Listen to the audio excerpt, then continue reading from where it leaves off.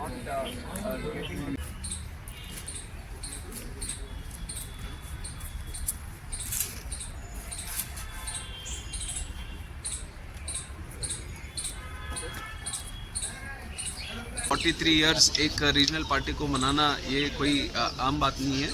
43 years में बहुत सारे चैलेंजेस भी आए हमारे रीजनल पार्टी तेलुगु देशम को, फिर भी आज केंद्र सरकार में एक बहुत ही इम्पोर्टेंट रोल हम प्ले कर रहे हैं और राज्य सरकार में हम अभी सरकार में हैं।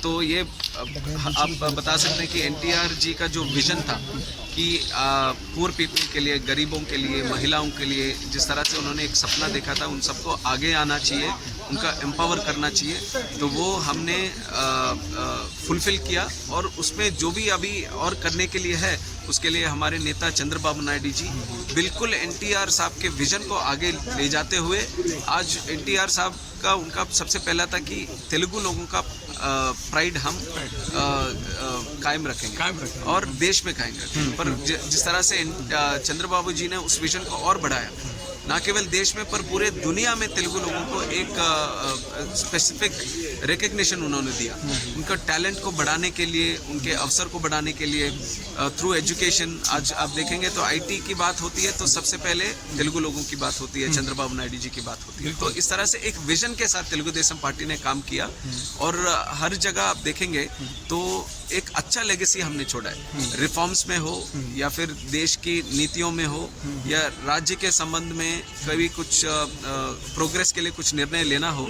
बहुत ऐतिहासिक निर्णय हमने लिया जो इंस्पायर करती है बाकी सारी पार्टियों को। तो तेलुगु देशम पार्टी, मैं कहना चाहता हूँ कि भारतीय राजनीतिक इतिहास में एक स्पेशल प्लेस है। एक एकलौता पार्टी है जो पार्लियामेंट में ओपोजिशन में बैठी थी, only regional party which sat in the opposition. ये 1984 में था जब पूरा कांग्रेस एक तरफ था तो कोई और जीत नहीं पाए थे, पर तेलुगु देशम पार्टी के 34 सीट्स थे और प्राइम ओपोजिशन था। ये कभी हुआ नहीं। तो ये एक स्पेशल प्लेस लेता है इंडियन पॉलिटिकल हिस्ट्री में और ये इंस्पायर करता है हमें भी। 43 ईयर्स से हमारे जो कार्यकर्ता लोग दिन और रात मेहनत करते हैं कि ये पार्टी को जिताएं, पार्टी को अच्छे स्तर पर रखें, तो उनके लिए हमारे ऊपर एक रिस्पॉन्सिबिलिटी है कि उनके विजन के तहत हम काम करें, उनको अपलिफ्ट करें। और ज़रूर ये हमें भी आज भी प्रेरणा देती है। और तेलुगु देशम पार्टी आप हर बार देखेंगे कि यूथ को एनकरेज करती है। आज 37 ईयर्स का एक लड़का आज देश में एक केंद्र मंत्री बन के बैठा है, तो ये तेलुगु देशम पार्टी का विजन है कि आज यूथ को और आगे लेके आना है, उनको प्रमोट करना है और डाउन ट्रॉडन जो पुअर क्लासेस हैं, पिछड़े हुए वर्ग जो हैं, वहाँ से भी नेताओं को ऊपर लेके आना है। तो ये विजन हमारा है, एनटीआर जी का था, चंद्रबाबू नायडू जी अभी लेके जा रहे हैं और आगे हमारे लोकेश जी हैं जो बहुत ही एनर्जेटिक हैं, डायनेमिक हैं और उन्होंने एक पदयात्रा भी किया था स्टेट में, जिससे कि पूरी हालातें बदल चुकी हैं और हमें जीतने का एक मौका मिला। और लोकेश जी आज टेक्नोलॉजी को इन्वॉल्व करके पार्टी को भी आगे लेके जा रहे हैं और आज का ये रिकॉर्ड है कि रीजनल पार्टी में 1 करोड़ मेंबरशिप हमने किया था और ये भी टेक्नोलॉजी को इस्तेमाल करके लोकेश जी ने एक अच्छा सा सिस्टम बनाया। और हमारे पार्टी के कार्यकर्ताओं को हम इंश्योरेंस देते हैं, हम उनके ख्याल रखते हैं, एजुकेशन का उनका स्कॉलरशिप्स उनके बच्चों को देते हैं।